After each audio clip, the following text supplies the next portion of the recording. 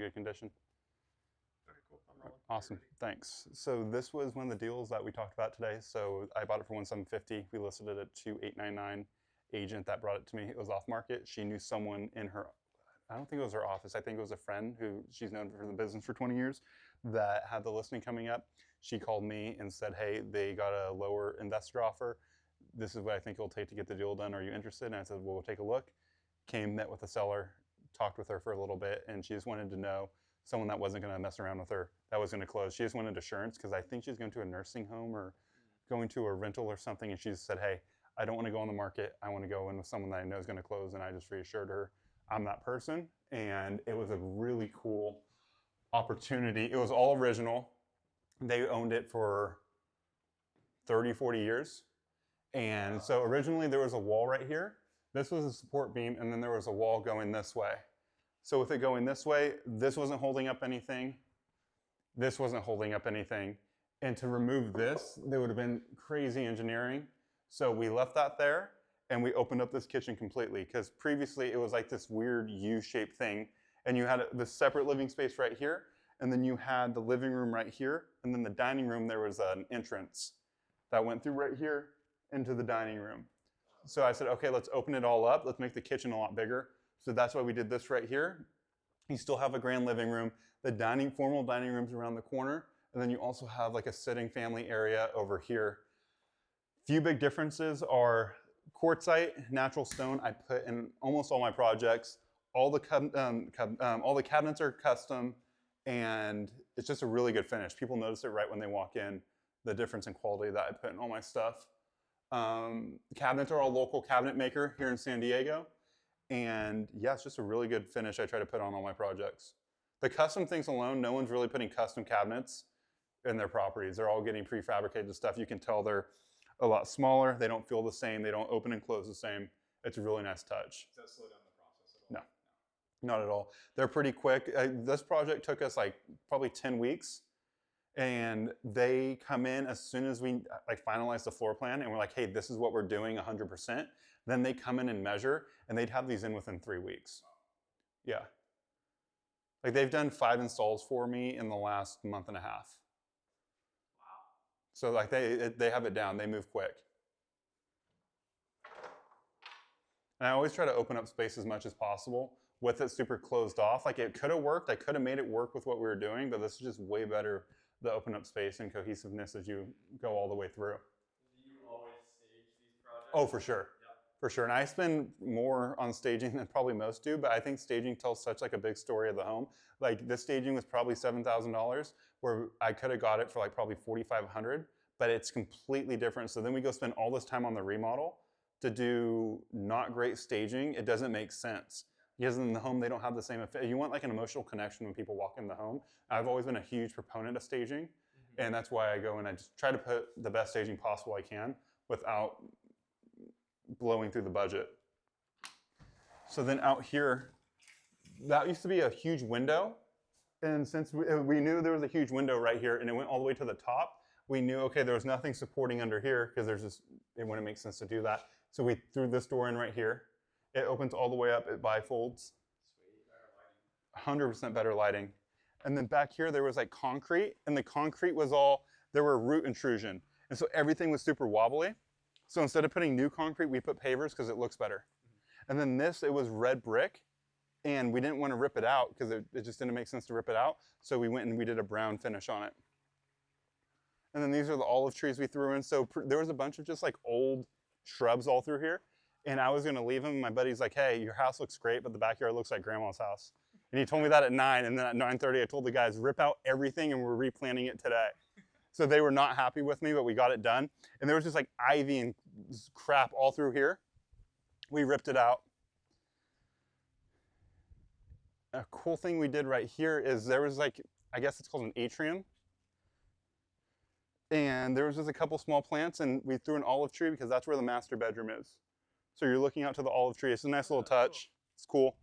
And then back here, we replanted the sod. This was all that red. It was like a red tile, I guess, concrete tile.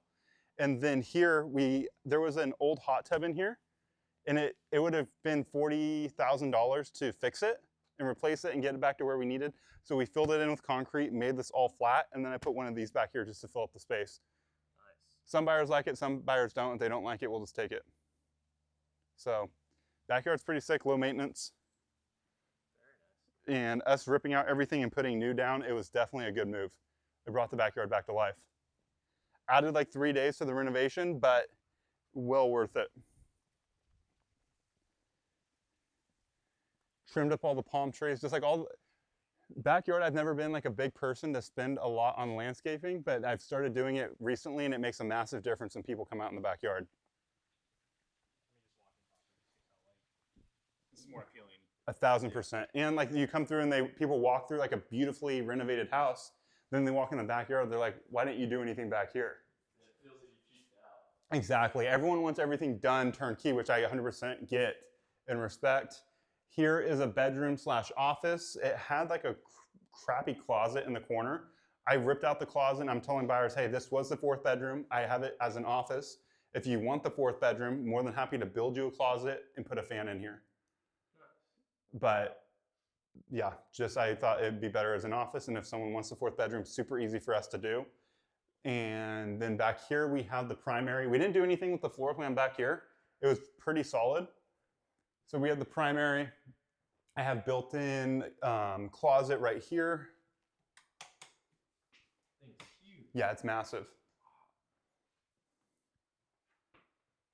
Is this the same cabinetry folks that are doing the kitchen? Different one. So most investors would leave it blank or just put rods up. Yeah. But for the price point of the house, and it's not super expensive for me to do because we're buying everything at mass. It's, what some contractors would charge people to put rods up, I'm able to do this for pretty close to the same price. Yeah. And then in here we have the primary. Previously it was just like a shower.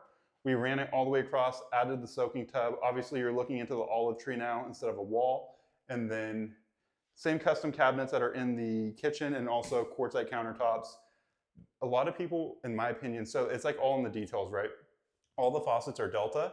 Most people, even in this price point, they would go and just buy the generic ones off of Amazon. Let's say those off of Amazon, let's say they cost $79. These cost $250. But it's Delta, brand name, people pay attention to these little things. So what I try to do is like spend a little bit more on the little things like the faucets, so then it gives them confidence like, hey, these guys went and they take the extra mile on the small steps, and it just gives them more of a reassurance that we're putting quality in the homes. A lot of people disagree with me on that, but I think it's a huge selling point, and people, when they walk my properties, they know like they were done with quality. I get told that every single time someone buys my home. Even just the hardware and cabinets, people point out all the time. For sure. So yeah, it's massive, massive shower. I always think about too when I'm doing the flips, like, okay, what are the focal photo angles that we're gonna get? Because that's the whole puzzle of getting people in the houses and get them to fall in love with the property. Is everyone sees it online. No one's like looking in newspapers like, hey, this listing came up, let's go take a look. They're judging it immediately online. So doing the huge, tiles right here on the wall, doing the texture tiles on the side, it gives it a ton of character. And it's like those type of little things get people to at least come and see the property. Yeah, I like those skinny tiles. That's cool. No, that is really cool. We've been using them. We used them at the oceanfront walk property we just walked out. We've been using them on a lot of our projects. So then back here we have the 2 other bedrooms. The big thing I loved about this house too was the tall ceilings. It's really hard to find that nowadays, especially in the older homes. So we have another bedroom with a bath. You know what's ironic? My favorite room in the whole house is this laundry room. It's so stupid. And one of my buddies that came by, he's like, hey, you know what's weird? My favorite room was the laundry room. I don't know what it is. It's something to do with like the brick and the white cabinets and the countertops. I don't know. I'm obsessed with the laundry room. Nice. Was it already brick or you did that? No, we did that. I love that. And then we have the other bathroom right here. Different texture tiles. Pretty cool second bath. Same custom cabinets, quartzite countertops. We keep it going throughout the whole house. Yeah, that's cool. The same quality throughout the whole house. You'll see a lot of people do like wood cabinets in the primary, wood cabinets in the kitchen, and then do you know what MDF is? MDF is particle board, and they smash it together, and that's like really cheap cabinets. That's what they use, and a lot of flippers use that in their properties.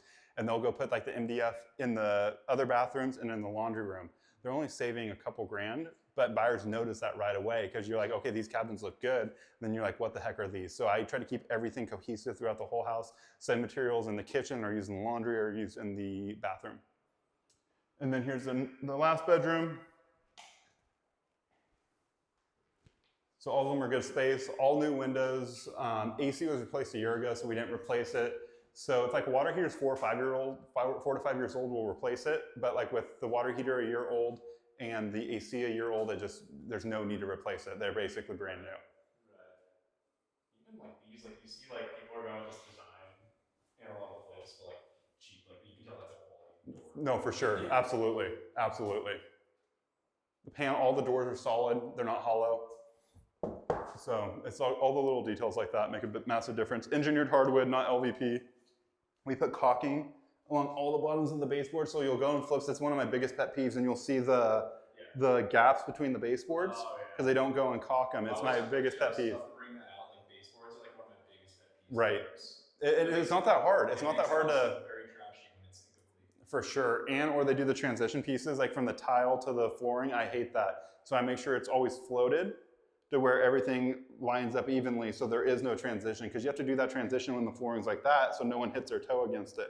I just tell everyone, hey, let's make sure it's even. It takes a little bit more time, but it makes a big difference. Even in $3 million homes, I walk some flips and they have the transitions. I'm like, it's not that difficult. Just it's an extra hour or two to make sure everything's even. Yeah, so that's about it.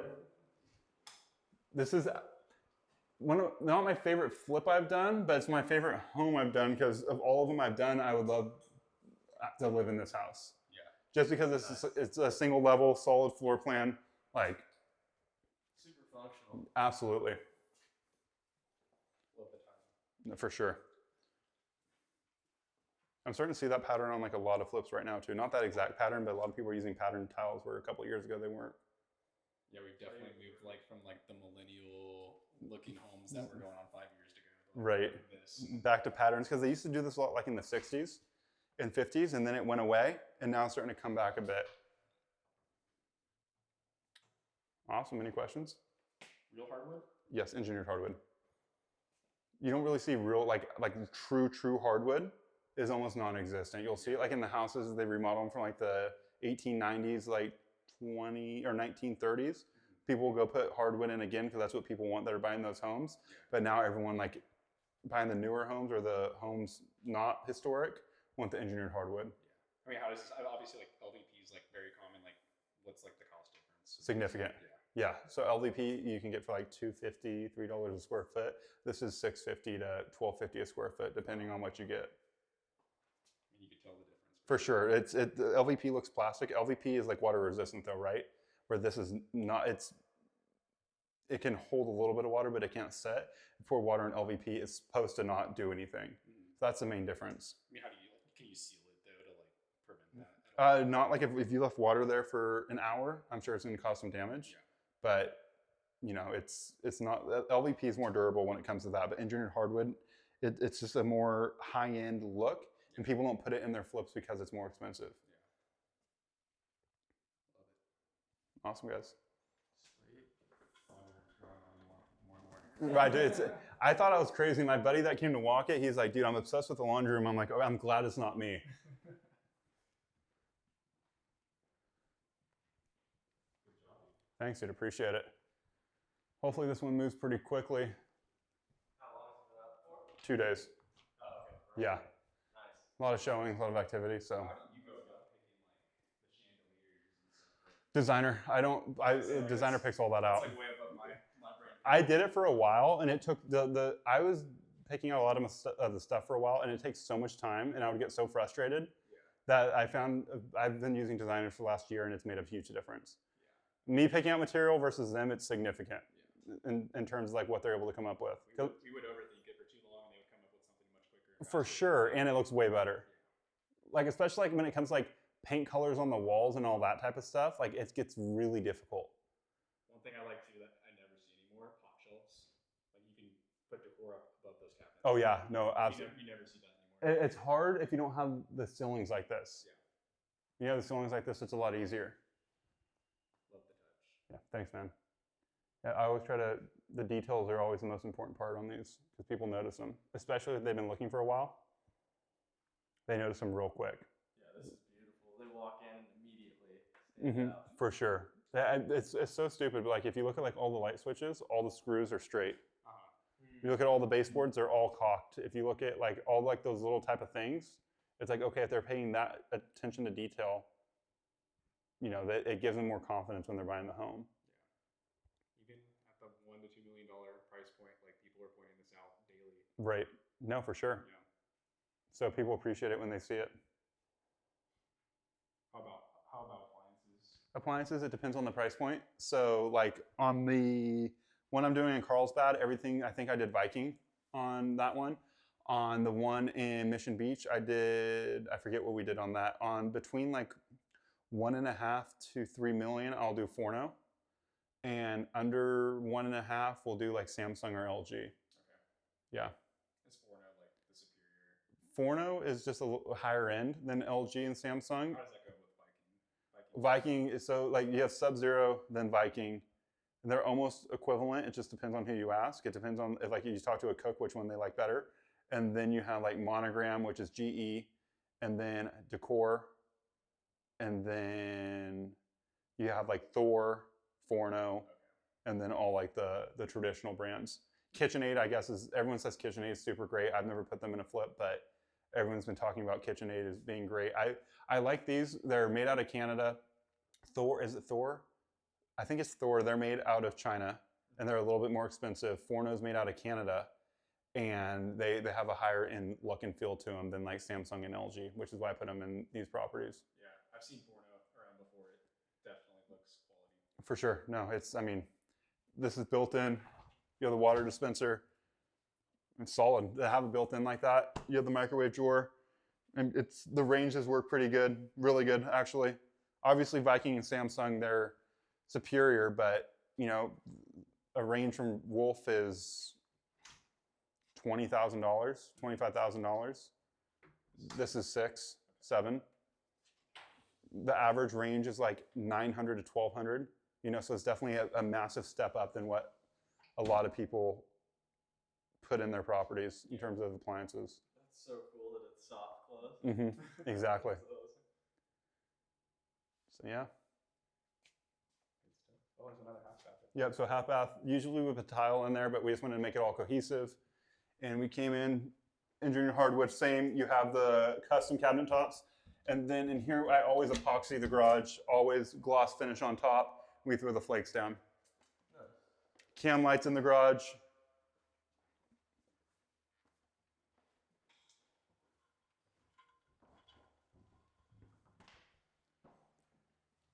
Yeah, that's about it. This was a 10 weeker. 10 weeks and crazy neighbor. You ever do cabinetry in? No, if it's there and it looks good, we'll leave it, but it did not look good here, so we removed it. Blank canvas, because you never know what they're gonna. Exactly, you don't know if like they want to put shelves up and then it's like, okay, we love it, but the shelving, and then you have to rip it down. So we just make it a blank space, and if they want to put something up, they can later. But always paint it, always finish it, always put epoxy. It just makes it look more cohesive and better. I was the one they painted the garage black. I'm like, this is not good. What's that? They painted the garage black. Who knows? Like darker, depressing. It's for sure. We always do gray or like a tan. Yeah. And then you put the flakes down just to add some pop to it to make it look a little bit better. Yeah, that's about it.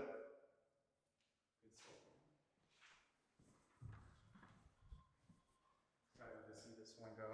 Yeah. quickly. You'll definitely have to come by Oceanfront Walk when we're done. All right, John, I think that's it, boss.